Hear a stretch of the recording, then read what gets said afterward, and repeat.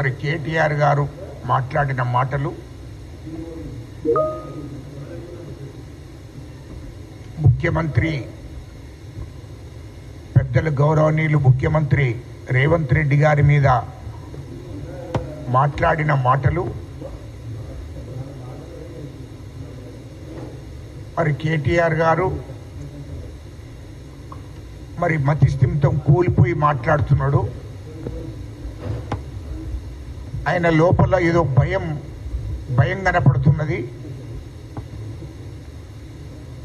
ఆందోళన చెంది మాట్లాడుతున్నాడు.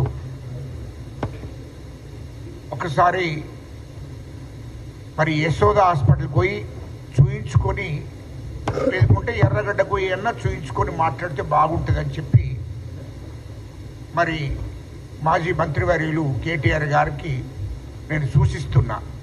ఎందుకంటే ఆ పూర్తిగా మళ్ళీ ఎక్కువ అయితే ప్రాబ్లం అవుతుంది, ఆ పిచ్చి ఎక్కువ అయిందనుకో ప్రాబ్లం అవుతుంది. కాబట్టి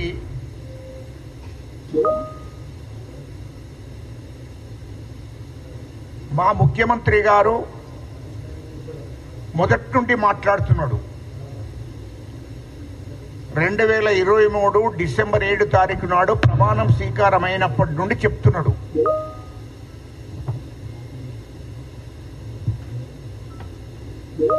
అయితే కేటీఆర్కు అవన్నీ గుర్తున్నాయో లేవో తెలియదు, కానీ రైతుల గురించి మాట్లాడే ముందు ఒకసారి వెనక్కి వెళ్ళి 10 సంవత్సరాలు ఏం జరిగింది రైతుల మీద అనేది ఒకసారి గుర్తు చేసుకోవాలి.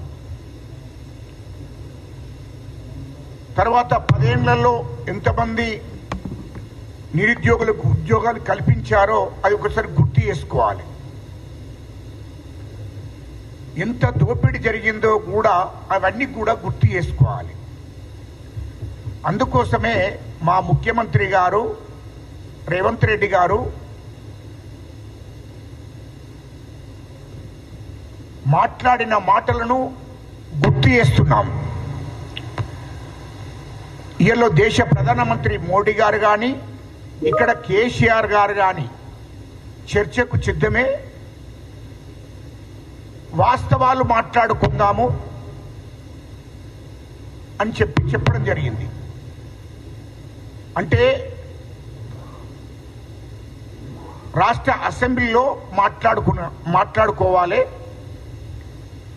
అది కేసీఆర్ గారు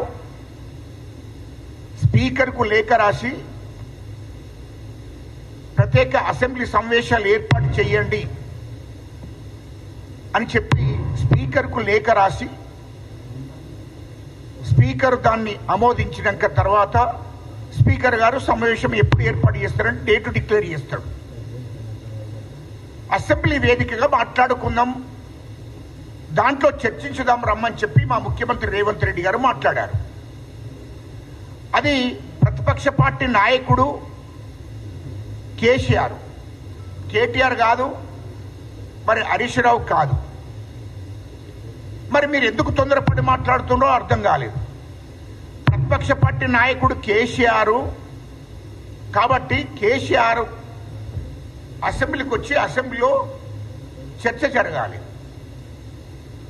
కాంగ్రెస్ ప్రభుత్వం ఏం చేశాది, మీది 10 ఏళ్ళు మీ ప్రభుత్వం ఏం చేశాది, రాష్ట్రాన్ని ఎంత విధ్వంసం చేశారు, ఎంత దోపిడీ జరిగింది. ఇప్పుడు కాంగ్రెస్ గవర్నమెంట్ వచ్చిన తర్వాత ఏం జరుగుతుందో అది పూర్తిగా చర్చిస్తే ప్రజలు కూడా చూస్తారు కదా, రాష్ట్ర ప్రజలంతా. ఆ విషయమే మా ముఖ్యమంత్రి రేవంత్ రెడ్డి గారు మాట్లాడారు. కేసీఆర్ ఆయన ప్రతిపక్ష పార్టీ నాయకుడు కాబట్టి నువ్వు ఎందుకు వస్తలేవు, ఈ 18 నెలల నుంచి వెళ్ళి అసెంబ్లీ ఎందుకు వస్తలేవు అని అడుగుతున్నాడు.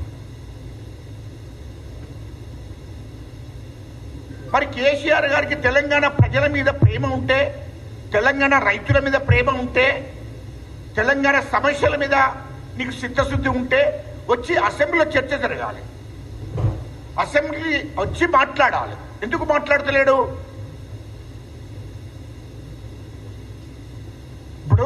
నీవు ముఖ్యమంత్రి కేసీఆర్ ఆనాడు ముఖ్యమంత్రిగా ఉన్నప్పుడు 10 సంవత్సరాలు ముఖ్యమంత్రిగా ఉన్నప్పుడు అన్ని పార్టీల వాళ్ళు వచ్చి మాట్లాడింది కదా. కాంగ్రెస్ పార్టీ వచ్చింది, ఇంకా ఇతర పార్టీ నాయకులు కూడా వచ్చి మాట్లాడింది కదా అసెంబ్లీలో.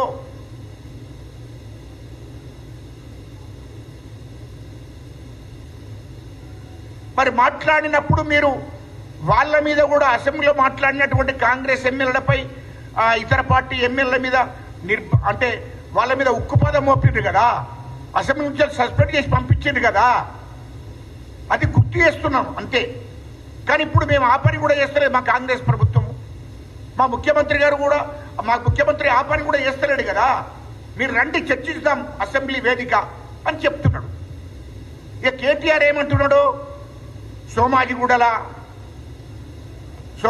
ప్రెస్ క్లబ్లో ప్రెస్ మీట్ పెట్టి సోమాజిగూడ ప్రెస్ క్లబ్లో అక్కడ చర్చిద్దాం, లేకుంటే ఇంకో గల్లీలో చర్చిద్దాం. అది వేదిక కాదు కదా. తెలంగాణ ప్రజలు ఎమ్మెల్యేగా ఎన్నుకున్నది ఎందుకోసము? కేటీఆర్ గారు నిన్ను ఎమ్మెల్యేగా ఎన్నుకున్నది ఎందుకోసము? నీ కోట్లేసి ఎమ్మెల్యేగా ఎన్నుకున్నది ఎందుకోసము? అసెంబ్లీకి పోయి అసెంబ్లీలో ప్రజల గురించి అంటే మా కాన్స్టిట్యూన్సీ ప్రజల గురించి, రాష్ట్ర ప్రజల గురించి చర్చించమని మాట్లాడాలని చెప్పి ఎన్నుకున్నారు. కానీ సోమాజిగూడలో కూర్చుండి రోడ్డు మీద కూర్చుండి చర్చించమని చెప్పలే. రోడ్డు మీద ప్రజలు ఉన్నారు కదా, వాళ్ళు చర్చిస్తారు. గ్రామంలో సర్పంచులు ఉన్నారు, అక్కడ చర్చిస్తారు. మరి నువ్వు సర్పంచ్ వా చెప్పు, లేకుంటే జడిపిడి శివా చెప్పు. అట్లయితే మా జడ్పీ చైర్మనో లేకుంటే అక్కడ లోకల్ సంబంధించిన ఎమ్మెల్యేనో వచ్చి మాట్లాడతాడు. అవగాహన లేకుండా మాట్లాడడం ఎట్లా? అదేవిధంగా మా ముఖ్యమంత్రి గారికి ఆ స్థాయి లేదు, కేసీఆర్తో మాట్లాడే స్థాయి లేదు, కేసీఆర్తో మాట్లాడేటువంటి స్థాయి కాదు అని పదే మాట్లాడుతున్నాడు. ఏ స్థాయి నాకు చెప్పుండయా జర, మీ మీడియా ద్వారా అడుగుతున్నా. ఏం స్థాయి అంటే ఏందో ఒక్కసారి గుర్తు చేయి. మేము కూడా మేము గుర్తు చేస్తాం. ఏంటి కేసీఆర్ గారికి ఉన్న స్థాయి ఏంటిదో చెప్పుకుంటారా? ఏ స్థాయి కావాలా మీ కేసీఆర్ గారికి ఏ స్థాయి ఉన్నది? మా ముఖ్యమంత్రి గారికి స్థాయి లేదని నువ్వు మాట్లాడుతున్నావు. అంటే ఒక్క ముఖ్యమంత్రిని గౌరవించేటువంటి పద్ధతి కూడా నీకు తెలియదు.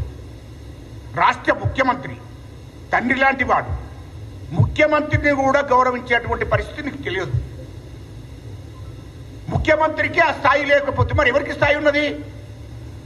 అంటే మీరు కేసీఆర్ గురించి చెప్పాలా? ఏమన్నా కేసీఆర్ ఏమన్నా రాజా లేకుంటే దేశ ప్రధానమంత్రిరా? ఏంటిది? ఏ స్థాయి కావాలా మీకు? కేసీఆర్ స్థాయి ఏంది మరి నేను అడుగుతున్నా. కేసీఆర్ స్థాయి ఏదో చెప్పు.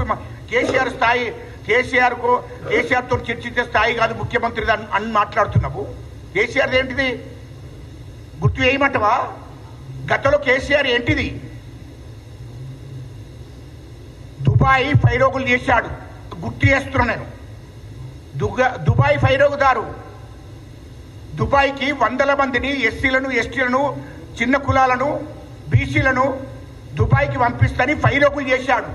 100 మందిని ఫైరోగులు చేసి వాళ్ళు కాయ కష్టం చేసి 100, 2, 10,000, 20,000 తీసుకొచ్చి ఇస్తే వాళ్ళను కూడా మోసం చేశాడు. దుబాయ్కి పంపలే. ఇగో ఇది మీ కేసీఆర్ స్థాయి, మీ తండ్రి స్థాయి. రెండోది, కాంగ్రెస్ పార్టీలో పనిచేశాడు, యూత్ కాంగ్రెస్లో పనిచేశాడు కేసీఆర్. అది గుర్తు చేస్తున్నా. అదేవిధంగా ఎన్టీ రామారావు, తెలుగుదేశం పార్టీ ఎన్టీ రామారావు గారు మాజీ ముఖ్యమంత్రి వర్యులు, ఆయన దగ్గర పనిచేశాడు. ఆయన గురువు ఎన్టీ రామారావు గారు కేసీఆర్. అది గుర్తు చేస్తున్నా. మూడోది, చంద్రబాబు నాయుడు గారు కేసీఆర్ గురువు. మా ముఖ్యమంత్రి రేవంత్ రెడ్డి గారికి కాదు మొదటి గురువు, కేసీఆర్కు మొదటి గురువు ఎన్టీ రామారావు, రెండవది చంద్రబాబు నాయుడు. ఇది వాస్తవం కాదా? మూడో అంటే ఎప్పుడు కేసీఆర్ తర్వాతనే మా ముఖ్యమంత్రి రేవంత్ రెడ్డి గారికి ఆ పార్టీ అధ్యక్షునిగా చంద్రబాబు నాయుడు గారు ఉన్నాడు. అప్పుడు తెలుగుదేశంలో మా రేవంత్ రెడ్డి గారు పనిచేస్తున్నారు. అది వాస్తవం.